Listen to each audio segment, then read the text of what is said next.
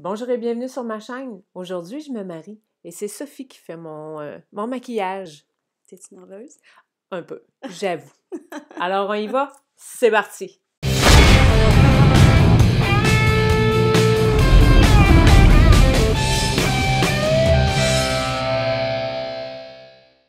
Donc, pour commencer, j'ai mis une capsule lifting 3D de chez Malouils là, qui vient faire vraiment un effet botox au niveau des rides.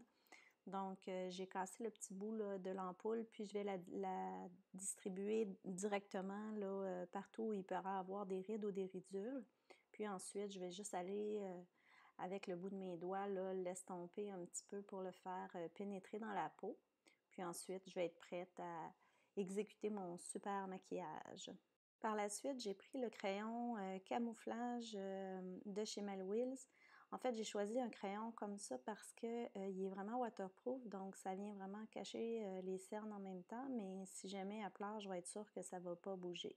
Donc, je l'applique directement sur la cerne, puis avec les doigts, là, je le réchauffe pour qu'il se place. C'est vraiment un produit qui se travaille super bien. Au niveau du fond de teint, j'ai pris le fond de teint Velvet Touch de chez Malouise encore une fois. J'ai pris le numéro 3. Donc, je l'ai appliqué là, vraiment partout là, dans le visage et dans le cou. C'est important aussi d'en appliquer sur les oreilles. Puis, si jamais la mariée elle a le dos découvert, là, de bien regarder qu'il n'y ait aucune démarcation à ce niveau-là. Si la mariée a les cheveux attachés aussi, on va aller en mettre peut-être en arrière des oreilles aussi parce que c'est des zones où on est toujours plus pâle.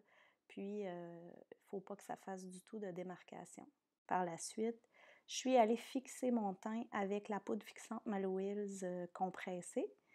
Maintenant, je vais procéder au contouring de Julie. Donc, parce qu'elle a un grand front, on va commencer par encadrer le front. Donc, on va mettre une couleur foncée dans le haut du front, puis on va redescendre chaque côté des sourcils pour aller vraiment laisser là, une zone de lumière en plein centre du front, là, des sourcils, à partir des sourcils. Donc, c'est juste important d'aller bien dans les cheveux et de bien l'estomper pour pas qu'il y ait de démarcation. Puis ensuite, je vais prendre la même couleur pour aller dessiner l'os de la joue.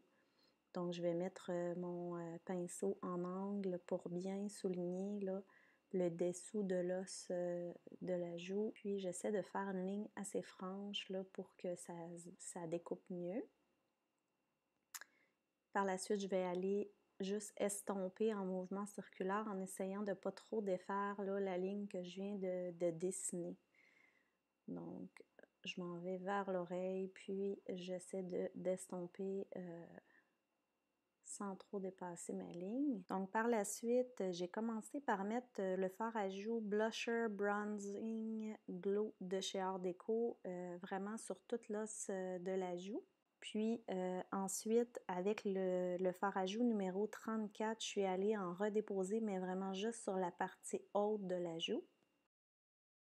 Ensuite, pour aller faire son highlight, j'ai pris le nouveau highlight là, de chez Malouils qui est vraiment beau parce qu'il donne un effet satiné, pas un effet poudreux du tout, et très lumineux, pas trop brillant, donc je l'aime bien.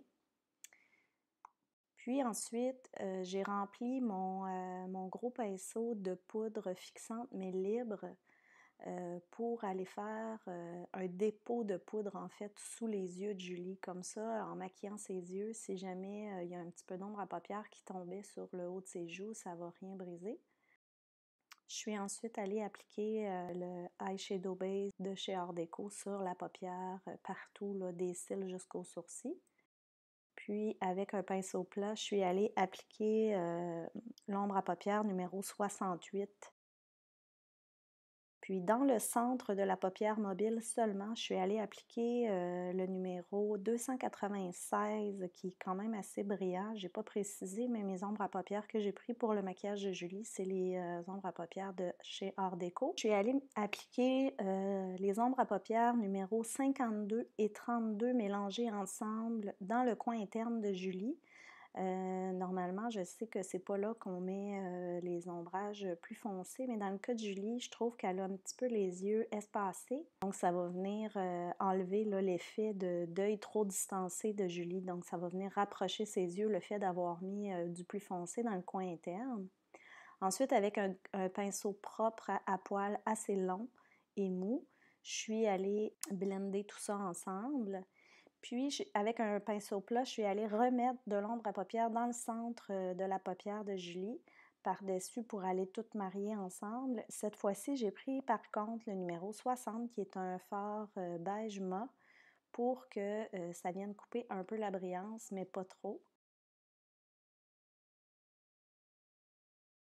Ensuite, dans le coin externe de la paupière de Julie, j'ai été appliquer le numéro 587 avec un pinceau rond, mais beaucoup plus petit que l'autre que j'avais pris tout à l'heure.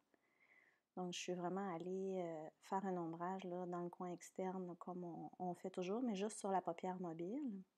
Puis, j'ai pris un crayon, encore une fois dans Art Déco, le crayon couleur peau numéro 2, pour aller faire la muqueuse à l'intérieur de l'œil. Donc ça blanchit le blanc d'œil, ça enlève l'effet fatigué, puis ça agrandit les yeux. Ensuite, avec un pinceau plat à poils très très court, je suis allée avec le eyeliner de chez Maybelline, le eyeliner en crème qui est waterproof et longue tenue. Je suis allée en mettre genre entre ses cils. Donc, je suis vraiment allée insister là pour en mettre entre ses cils. Comme ça va donner l'illusion qu'elle a beaucoup plus épais de cils.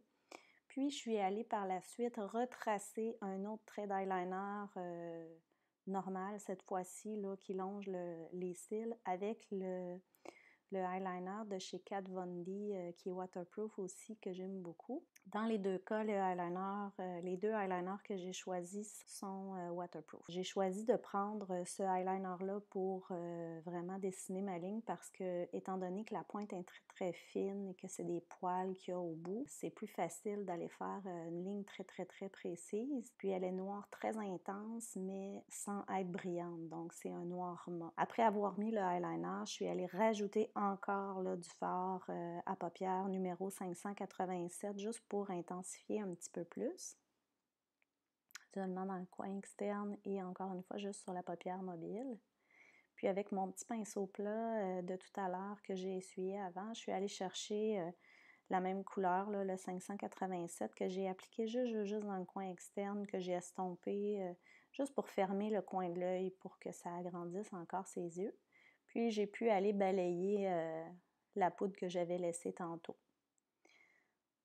Donc maintenant, la chose vraiment importante dans un maquillage, comme vous savez, c'est les sourcils. Donc je suis allée les brosser vers le bas.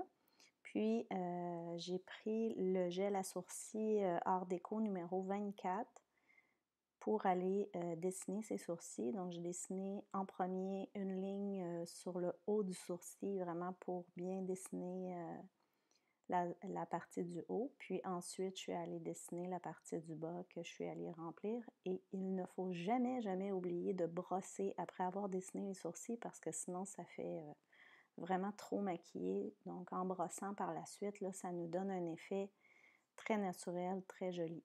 Puis si on ne dessine pas les sourcils, on n'aura pas le même effet, là, surtout sur les photos ou encore de loin là, dans l'église ou dans la salle, parce que ça vient vraiment bien encadrer, là, encadrer notre œil, puis ça nous donne vraiment un beau coup d'éclat.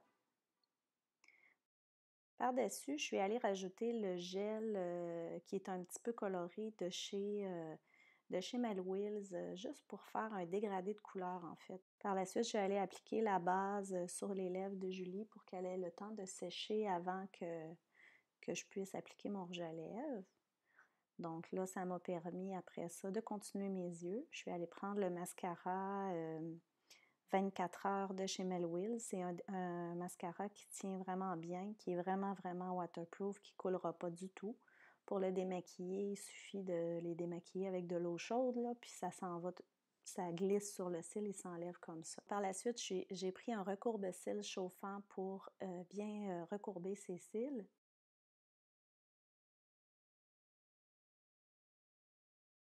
Ensuite, j'ai pris le crayon contour des lèvres Malwils numéro 51.